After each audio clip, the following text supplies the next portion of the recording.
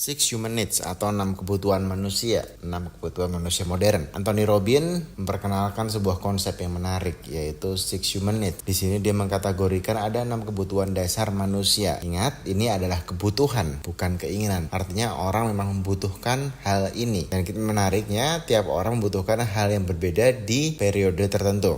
Atau mungkin kita sebelum masuk ke contoh, kita masuk dulu. Apa sih 6 kebutuhan manusia ini? Ini adalah konsep mengenal diri sendiri dan diri orang-orang di sekitar kita, tentang apa yang benar-benar mereka butuhkan di dalam diri mereka, di dalam bawah sadar mereka. Seperti kata Sun Tzu, kita harus mengenali diri kita dan mengenali musuh kita, sehingga kita tidak perlu takut tentang hasil 100 peperangan. Di sini kalau kita memang benar-benar ingin mengetahui tim kita, bisa dimulai dengan langkah pertama seperti yang di bawah ini. Ada 6 jenis human needs. Yang pertama adalah certainty atau kepastian. Ini adalah kebutuhan untuk kejelasan, kepastian. Dengan adanya sesuatu yang sudah pasti, orang akan merasa lebih aman, tenang, terutama mereka akan lebih nyaman untuk menghindari rasa sakit dan mendapatkan rasa nikmat. Artinya apa? Ada tipe-tipe orang yang membutuhkan sebuah kejelasan. Kalau dalam dunia pekerjaan dia butuh job desk yang jelas. Kalau dalam di rumah tangga dia butuh komitmen yang jelas. Kalau di dalam pertemanan dia butuh tujuan yang jelas. Pertemanan untuk apa? Jadi kayak dia mau play by the book, play by the rules. Kayak ini habis 1, 2, 3, 4 jelas gitu. Dia akan merasa nyaman karena dia kebutuhannya untuk sebuah certainty atau kejelasan, kepastian itu terjamin. Kayak dia punya tabungan untuk 1 tahun ke depan, jadi dia masih merasa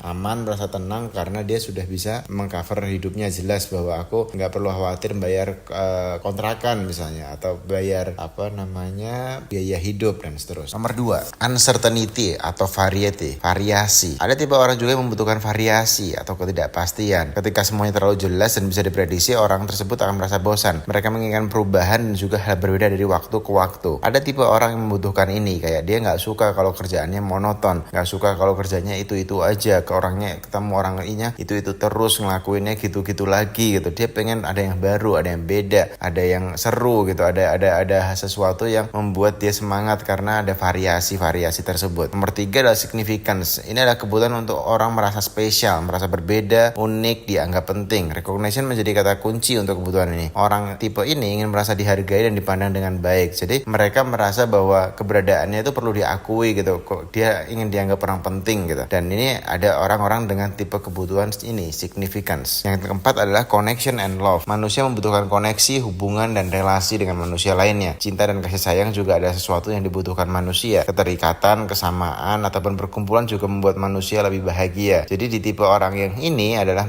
mereka akan merasa bahagia, ngerasa senang ketika apa? Ketika dia berkumpul atau memiliki koneksi sosial dengan orang-orang lain. Jadi dia merasa bahagia ketika dia memiliki komunitasnya, baik yang intim atau inti, misalnya dengan pasangannya, keluarganya, atau teman kerja yang dekat sekali, ataupun ke lingkungan yang agak lebih besar. Yang kelima adalah growth. Growth itu adalah pertumbuhan. Seperti yang dikatakan oleh Tony Robbins, progress equal happiness. Orang butuh untuk tumbuh, membesar, mendapatkan skill baru, menambah kemampuan, kapasitas, pengalaman, pengetahuan. Tidak ada pertumbuhan akan membuat orang tipe ini bosan dan lelah, males banget rasanya kok nggak tumbuh-tumbuh, kok gini-gini aja, kok kayak stuck, kok kayak nggak ada perkembangan. Jadi mereka membutuhkan pertumbuhan. Yang terakhir nomor 6 adalah contribution. Ini membuat orang tipe ini akan merasa jauh lebih bahagia ketika ia bisa berbagi dan bermanfaat bagi orang lain, memberikan kontribusi nyata, memberikan pengaruh, impact, benefit ke orang lain atau lingkungan sekitar, ke planet atau ke people ataupun ke profit. Tapi dia merasa bahwa dia berkontribusi untuk sesuatu, dan ketika semakin dia berkontribusi, dia semakin bahagia. Oke, lalu penerapannya bagaimana? Kita bisa minta tim kita untuk menuliskan urutan nomor 1, 2-nya dia apa sih? Yang paling